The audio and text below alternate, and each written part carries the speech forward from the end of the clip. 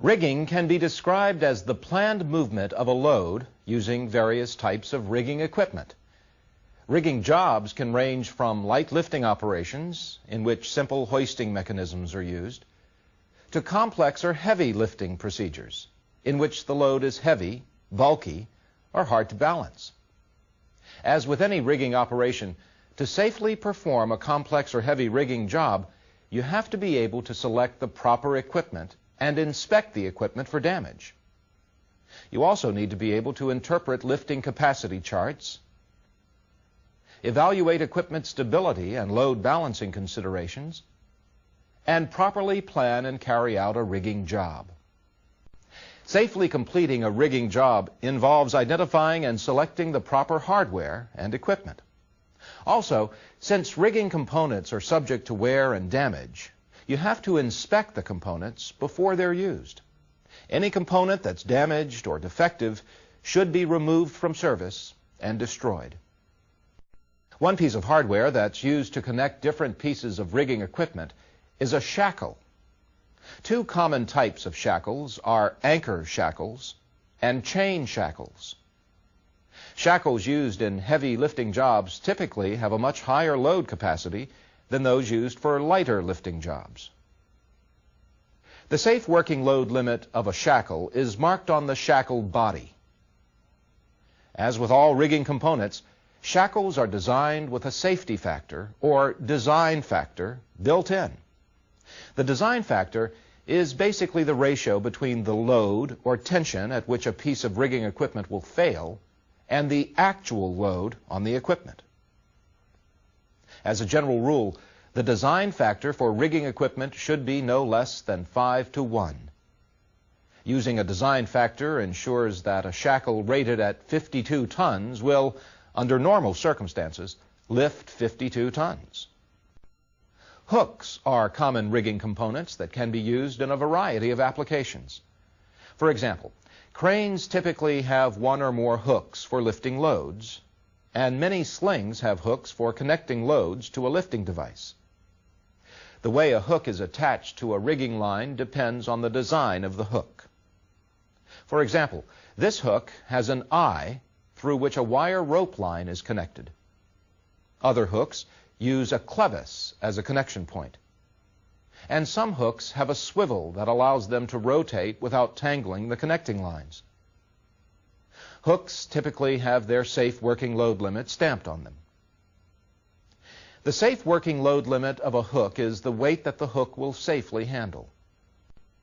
Many hooks have a safety latch to prevent a load from slipping off.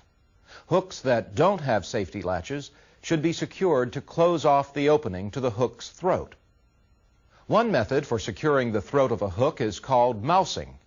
Mousing involves wrapping wire or fiber rope across the hook's throat to prevent connectors from slipping off the hook. When wire rope is used to lift a load, the wire rope tends to stretch and untwist. When the load is lowered, the rope tends to contract and twist in the opposite direction. To help prevent a wire rope from transferring its normal twisting motion to the load being lifted, some type of swivel is often used. All cranes rated at 10 tons or more, as well as most smaller cranes, have a swivel built into the crane hook. But swivels are also available as separate components. Turnbuckles are used to make small adjustments in the length or the tension of a wire rope or a chain.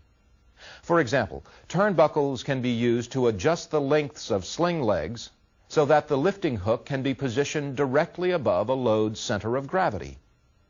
A turnbuckle consists of two threaded rods that screw into a single body. One rod has right-hand threads, and the other one has left-hand threads. By rotating the body of the turnbuckle, the distance between the ends of the rods can be shortened or lengthened. Turnbuckles commonly have jaw, hook, or eye ends. These ends can be used in any combination. The safe working load limit of a turnbuckle is based on the diameter of the threaded rods and on the types of ends being used. Rigging links and equalizer plates are connectors used for specific purposes. Both components have holes that can vary in size and location, depending on the need. Typically, rigging links have 2 holes, while equalizer plates have 3 or more holes. Equalizer plates can be used to level loads when the sling legs are of unequal length. Before any type of rigging link or equalizer plate is used, it's important to carefully inspect the component for wear and cracks. Some pieces of equipment come with lifting connectors already attached to specific points. One such connector is a lifting lug. Lifting lugs are typically welded, bolted, or pinned to the object being lifted. They're located so that the load will be safely supported and balanced when it's lifted. Another type of lifting connector is an eye bolt. 2 basic types of eye bolts are plain or shoulderless eye bolts and shoulder-type eye bolts. Spreader beams and lifting beams are devices used on large, bulky loads when ordinary slings can't be used alone. A spreader beam changes a rigging configuration from an angled lift to a straight vertical lift. This helps balance large loads and prevents the rigging from damaging the object being lifted. A lifting beam is similar to a spreader beam. The main difference is that with a lifting beam, the lift is typically made from one point on the beam. The lifting beam increases the number of lifting points, or pick points, from 1 to 2 or more. This helps balance the load and keep it from sliding, tipping, or bending. Before a spreader beam or a lifting beam is used, it should be inspected to ensure that it isn't cracked, worn, bent, or twisted. A tag line is a rope that's used to help prevent a load from swaying or spinning during a lift and to help guide the load to its final position. Every lift must be controlled with 1 or more tag lines. The rigging foreman is responsible for determining the number, size, and length of the tag lines to use during a rigging job. To ensure that tag lines are in good condition, riggers should inspect them periodically for wear and damage. Different types of cranes can be used to move heavy loads from one place to another. The specific type that's used can depend on factors such as the location of the load, the terrain of the land around the load, and how the load is to be moved.